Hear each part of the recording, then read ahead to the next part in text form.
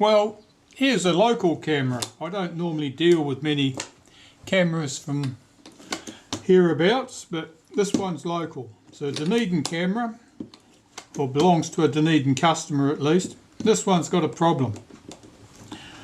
The button here on the top won't pop up.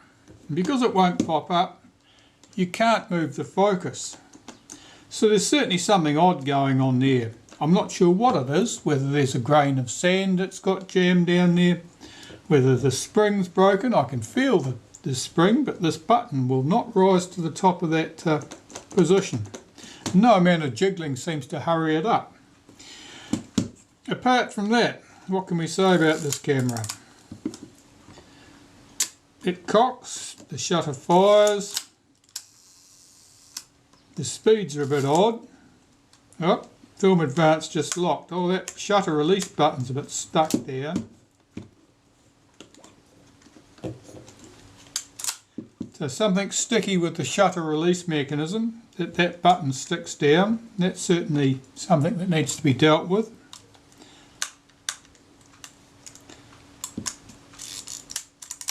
So it cocks. Yeah, the shutter speeds are not consistent.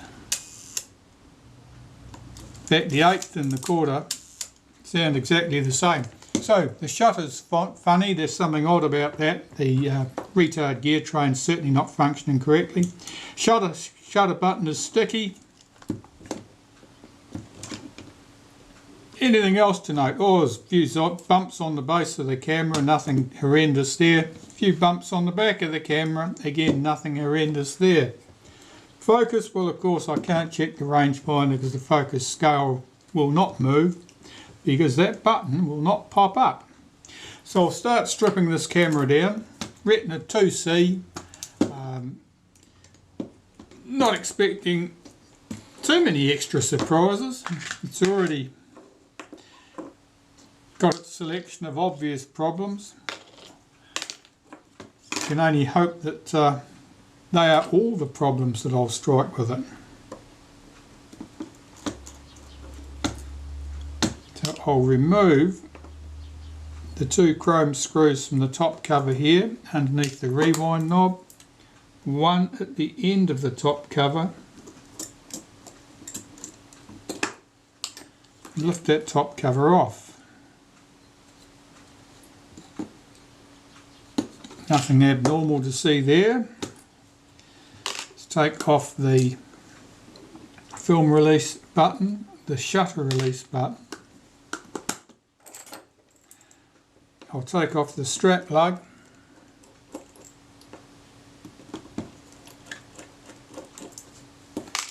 That's all a bit dirty looking. There's a lot of nasty sort of staining on this. I'm not sure what that is. It might be chrome loss, it might be remains of someone's cup of coffee. This screw is loose. This screw is not.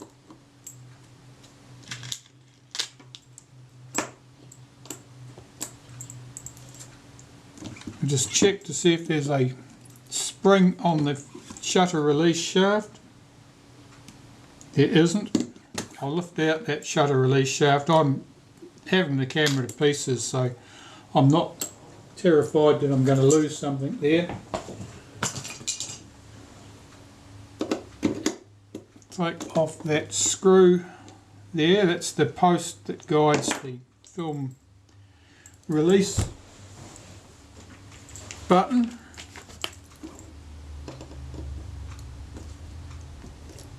Two screws here.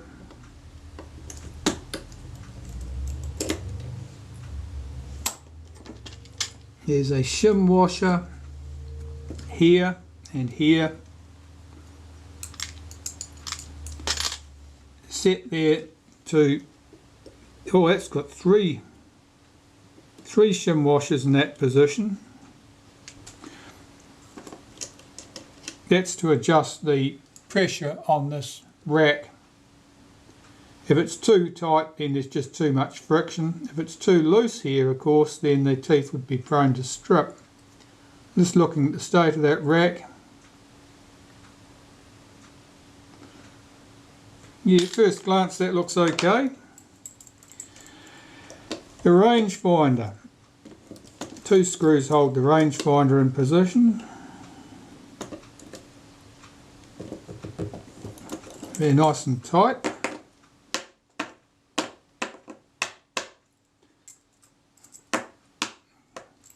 One I can reclaim. There's the other one. Pop that to one side.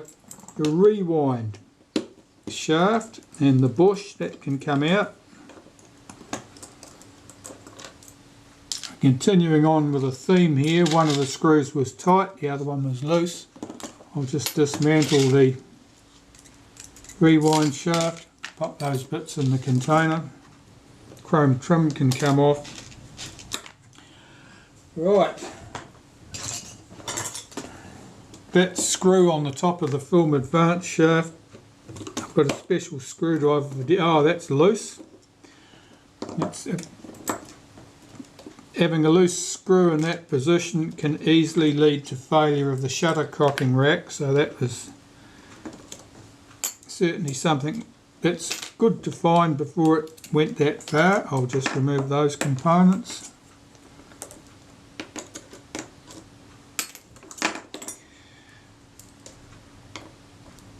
Take that spring off the little pawl there, the ratchet pawl, that's the return spring for it. I'll put that carefully to one side so I don't lose it.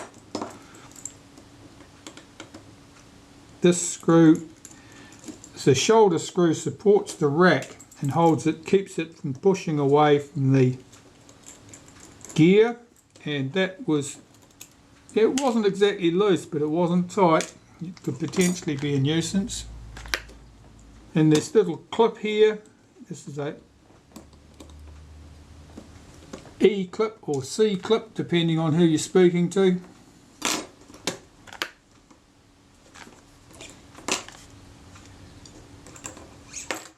The screw here on the top of the release lever shaft for the Film Advance. I'll just unscrew that, put its spring to one side, pop the screw in there in the container for cleaning. And now I'm working on the base of the camera.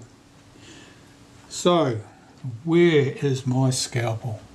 Half a second later I found the scalpel, it wasn't even hiding. That came off very easily, that's good.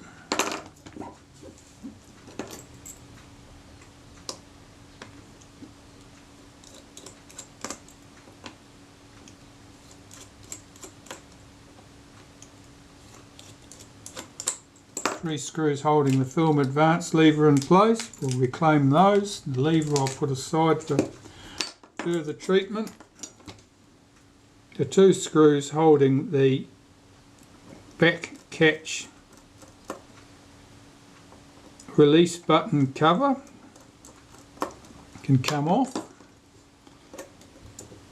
They're small, they're chrome brass, they're easily damaged, be cautious about those. And I'll take these components off. And those 2 pieces then, their spring can go aside.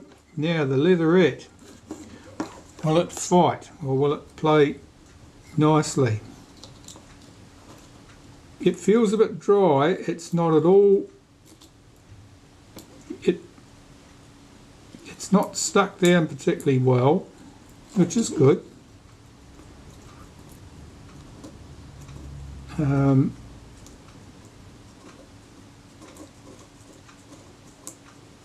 It's a bit patchy in how it's stuck down. Some parts are stuck very well, other parts are quite loose. It's not the original adhesive holding it, I would think. It's probably had different layers of adhesive at different stages of its life.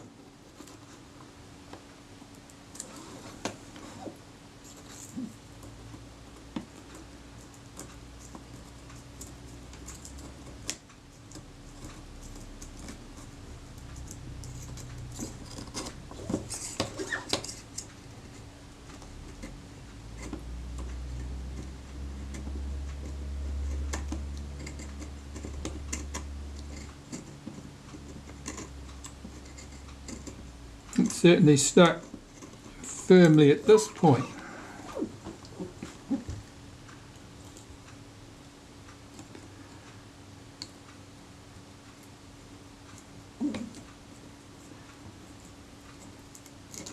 That's it. It's loose and it's off. Okay. So this white patches here, that's corrosion from the alloy, the aluminium camera body.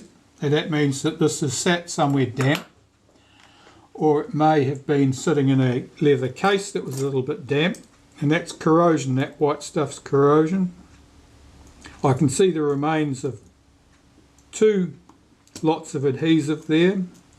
One would have been the original, I would think, and one from a repair. I'll just move these screws that hold the chrome trim onto the base of the camera.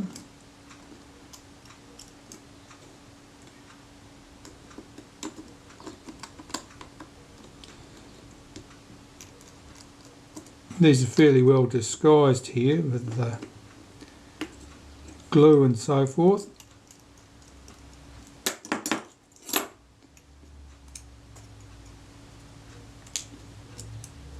And all of those can go into the ultrasonic cleaner. Oh, the degreaser and then the ultrasonic cleaner. Oh, there's one more screw hiding here.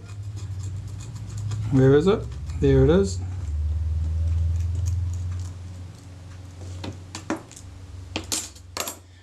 Right, that's the lock lever. The lock lever's job is to hold the film advance lever in the locked position if the frame counter has reached number 1. This is the release lever. The release lever's job is to release the film advance lever to allow you to wind on to the next shot once you've pressed the shutter. Okay, carrying on here. The tripod socket, the screws are normally loose, and they are.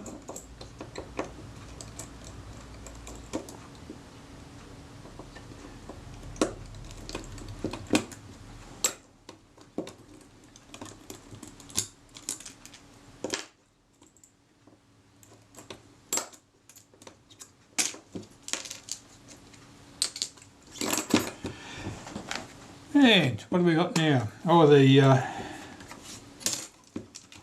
button, the rewind button. Well, I've got a pair of pliers made to deal with things like that, so we'll loosen that.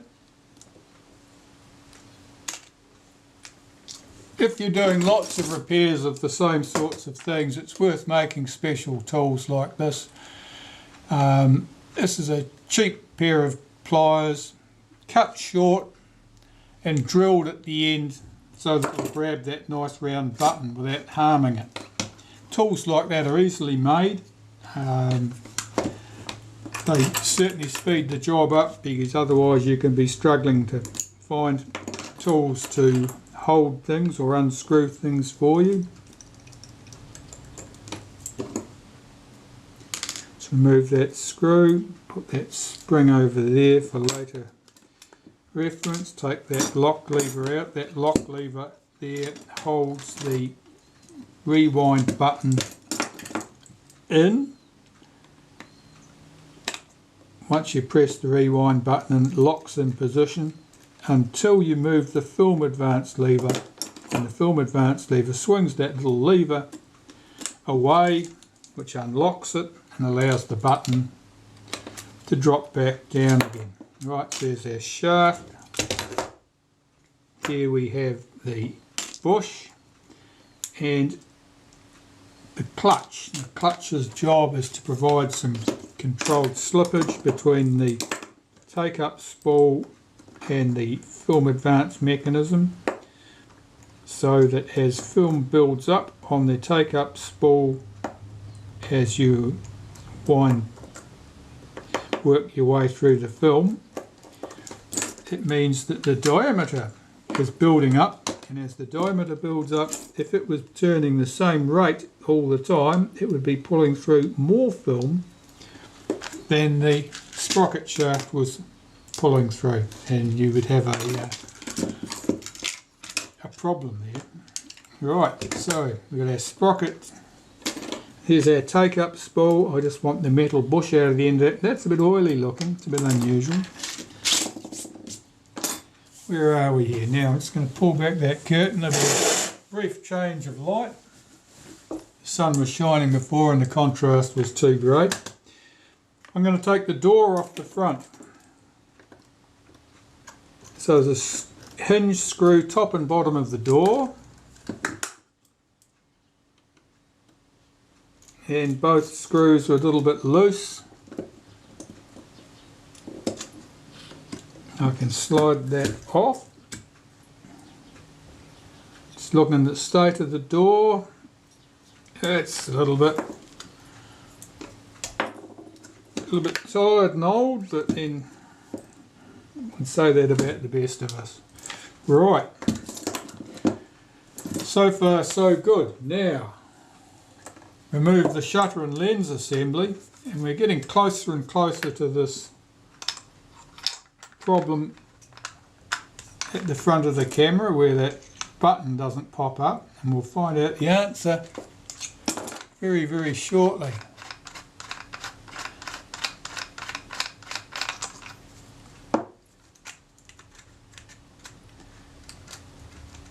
Why is that not coming loose? Thought I had that ring off.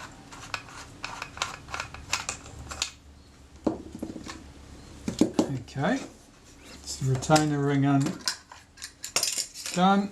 I'll pop the shutter to one side. Yeah, I can certainly see someone's been in there. Let's have a look at this. So the button doesn't come up. Even pulling this well forward, that button remains stuck down. So let's start working our way down to that point.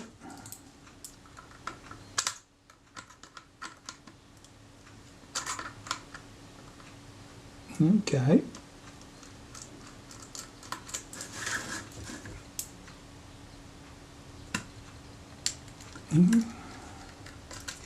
Certainly a mixture of tight and loose screws. The single screw at the top, that's that pulls the rangefinder arm forward as you move your focus scale, and the inner and outer helical move in and out. It pulls that screw forward, and that screw moves the rangefinder arm in as a consequence. Right, let's get that out. Will that come out? Yes. Now normally I've got to move the arm away from the infinity position to get that off. Okay, so here I'm just going to mark the position of my focus scale ring relative to the outer helical. So I normally just put two scribe lines at the bottom and one at the top. And now that means I can fit my focus scale ring back to the correct position on the outer helical.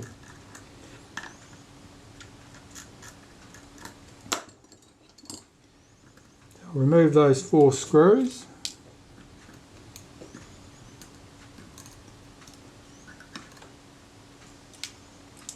Remove the focus scale ring. And instantly we have action. The button has popped back up into the correct position. So there was something about our focus scale ring that was preventing that from happening. Now there are 2 notches in the focus scale ring which allow those buttons to rise.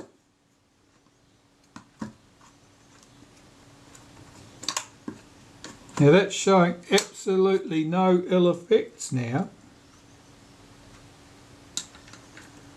Well, that's interesting. So if that was there, that's as far around as it would go.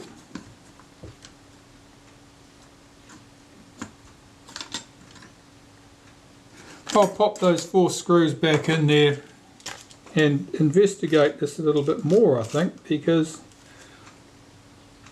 I'd like to know what the answer to that particular mystery is. I'll make sure this goes back on in the same place. Fortunately, I've got the alignment marks I've just put there. Only need to get 2 screws in here to hold this in position.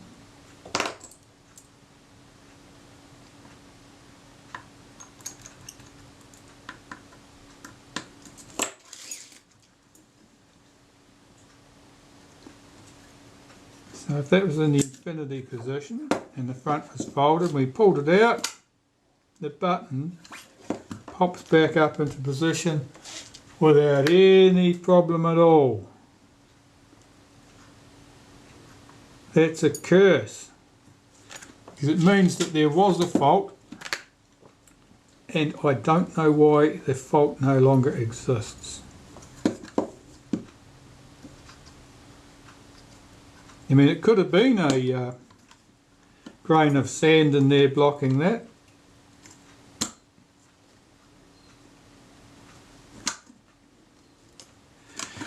We'll never know. Okay, anyway, I'll carry on, strip this down. I would like to know exactly what the cause of that problem was, so I can be sure that it's not going to return. These screws, if any of these screws backed out and blocked the action of the focus scale ring. No, all of those screws are tight. Okay.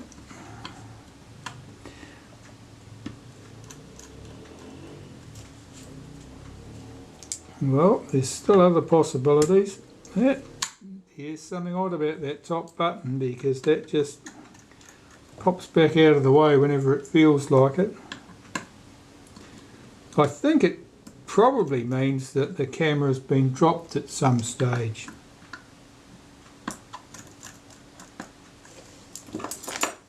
I'll just restart this because it's going to be telling me that the file size is too big. Hang on.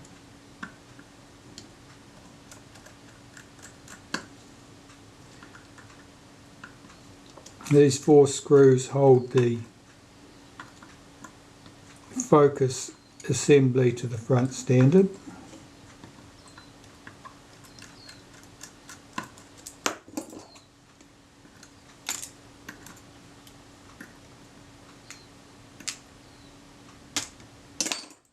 These 4 screws hold the bellows to the back of the front standard.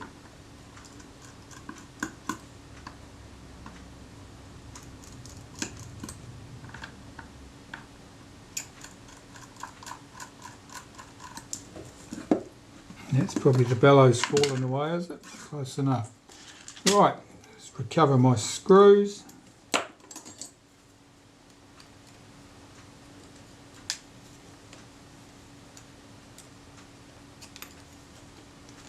Let's take this to bits, take the front off, the inner and outer helical. Now I haven't marked these together yet, so I better mark those. I need to know where they're positioned relative to each other, and normally how I do that is I adjust them so that the inner and outer are sitting exactly level with each other.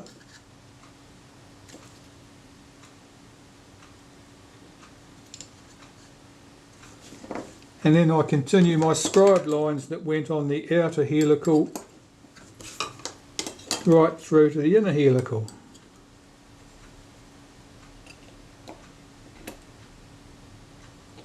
There's 2 at the bottom and 1 at the top. It's just about disguised with a bit of dirt. It's just, there we go. That allows me to reassemble my focus mount and get it back in exactly the same position it was when I started. So we need to remove this bit. So how do you go about doing that? Well, there are 4 screws. 2 on the base of the camera here.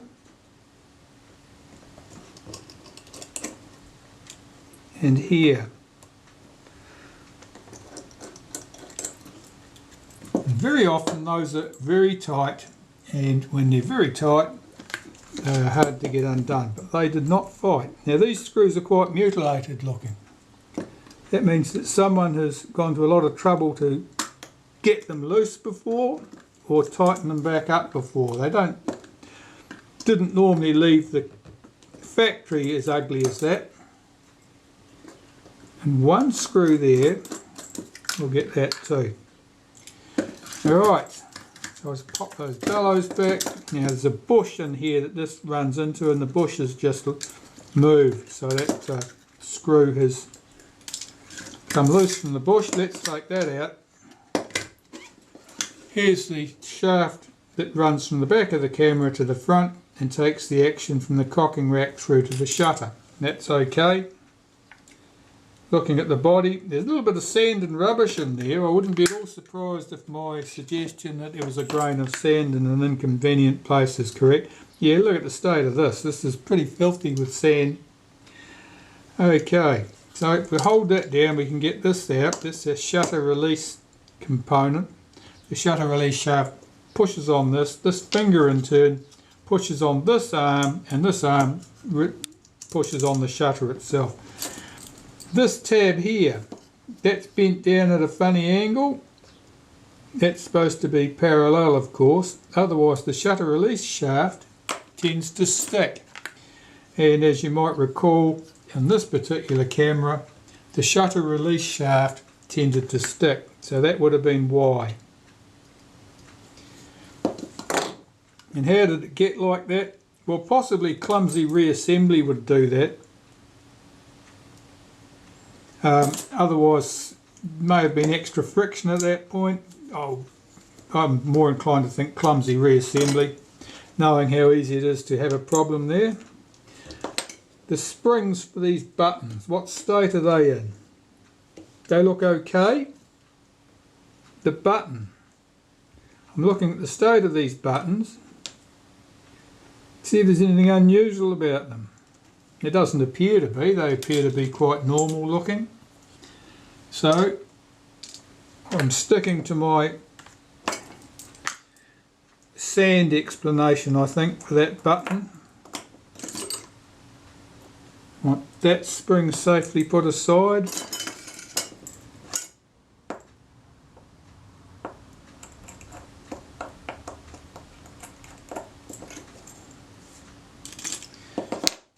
Okay, so